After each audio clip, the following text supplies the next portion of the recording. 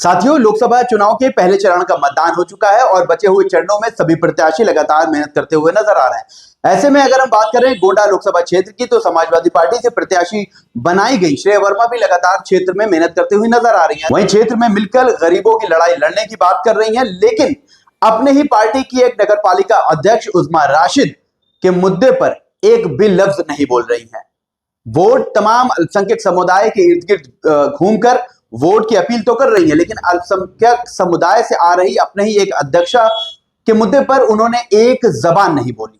जी हां, अब ये सवाल कौन लोग कर रहे हैं हम आपको बता दें। जी हां, ये सवाल अब सोशल मीडिया पर लगातार लोगों ने उठाना शुरू कर दिया है और श्रेय वर्मा का कहीं ना कहीं विरोध भी शुरू कर दिया है कि जब आप अपने चुनाव के लिए क्षेत्र में निकलकर अल्पसंख्यक समुदाय से वोट मांग सकती हैं, तो अपने ही पार्टी की नगरपालिका अध्यक्षा को लेकर सरकार से या शासन से सवाल क्यों नहीं पूछ सकती, या उनके मुद्दे पर आप आवाज क्यों नहीं उठा सकती। ये सवाल अब सोशल मीडिया पर लोगों ने उठाना शुरू कर दिया है और कहीं ना कहीं ये सवाल उठाना लाजमी भी है, क्योंकि जब आप क्षेत्र में निकलकर लोगों की लड़ाई लड़ने की बात करते हैं, लोगों की समस्याओं को उठाने की बात करते हैं, तो अपने ही पार्टी की, अपने ही एक नेत्री की लड़ाई क्यों नहीं लड़ सकती, या लड़ाई लड़ने की बात क्यों करें। आप उन पर एक भी बात करने से क्यों बचती हुई नजर आ रही हैं। आखिर इसके पीछे का मामला क्या है, और सिर्फ हम श्रेय वर्मा ही की बात क्यों करें।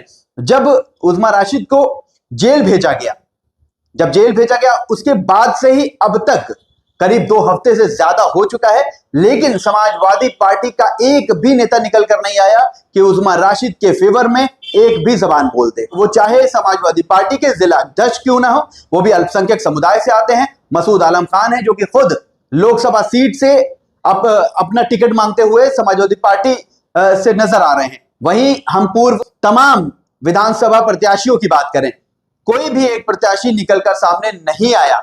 पूर्व मंत्रियों की बात करें, पूर्व विधायकों की बात करें, पूर्व जिला अध्यक्ष की बात करें, तमाम ब्लॉक प्रमुखों की बात करें, लोगों का सवाल उन तमाम नेताओं से यही है कि जब भी आपको अल्पसंख्यक समुदाय का वोट लेना होता है, आप घरों में जाते हैं, आप गलियों में जाते हैं, आप मोहल्लों में जाते हैं, लेकिन जब आपकी ही पार्टी की एक नेत्री इस वक्त जेल में है, तो उस पर आप क्यों कुछ नहीं बोल रहे हैं, उस पर आप कुछ भी बोलने से क्यों बचते हुए नजर आ रहे हैं।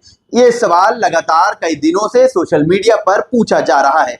हमने भी सोचा कि क्यों ना इस बात को आप तक पहुंचाया जाए, क्योंकि जो इस वक्त का माहौल चल रहा है वो लोकसभा चुनाव का चल रहा है। ऐसे में अब जो लोकसभा के प्रत्याशी हैं वो अपने अपने क्षेत्रों में निकलकर अपने चुनाव की मेहनत कर रहे हैं।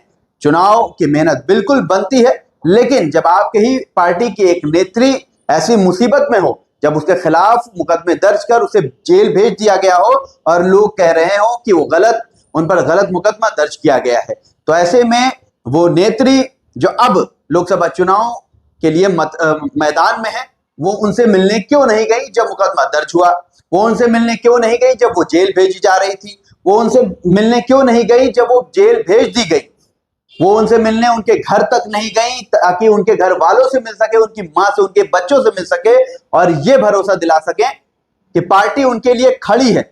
और कोई भी नेता नहीं दिखाई पड़ा जिसने ये कहा हो कि उज़मा राशिद के लिए पार्टी खड़ी है, पार्टी हर संभव लड़ाई लड़ेगी।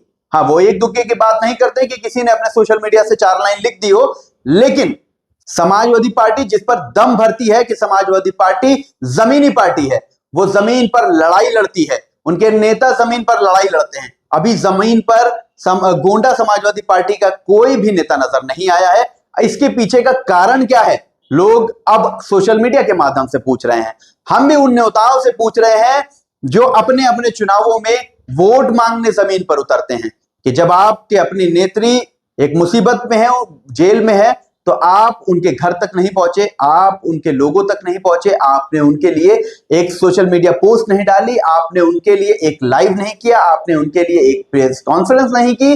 ये सवाल तो बनता है और सवाल पूछना लाजमी भी है। जब आप अपने ही नेत्री के खिलाफ हुए मामले में आवाज नहीं उठा सकते, तो क्या आप उन गरीब मजलूमों की आवाज उठाएंगे जिनके लिए आप क्षेत्रों में घूमकर ये वादे करते हैं, मंचों से दावे करते हैं और पता नहीं कौन कौन से नारे लगाते हैं। हमने भी जरूरी समझा कि ये इस वीडियो को आप तक पहुंचाया जाए, ताकि आप भी मौजूदा जो प्रत्याशी बनाई गई हैं उनसे सवाल पूछ सकें, जो और तमाम प्रत्याशी बनाए जाएंगे, बनाए जा चुके हैं, जो विधायक रह चुके हैं, जो मंत्री रह चुके हैं, उन्होंने सवाल नहीं उठाया। आप उनसे सवाल पूछ सकते हैं। इस वीडियो में आप कमेंट बॉक्स में जाकर उन तमाम नेताओं को टैग करें और उनसे ये सवाल पूछें कि आपने अब तक आवाज क्यों नहीं उठाई।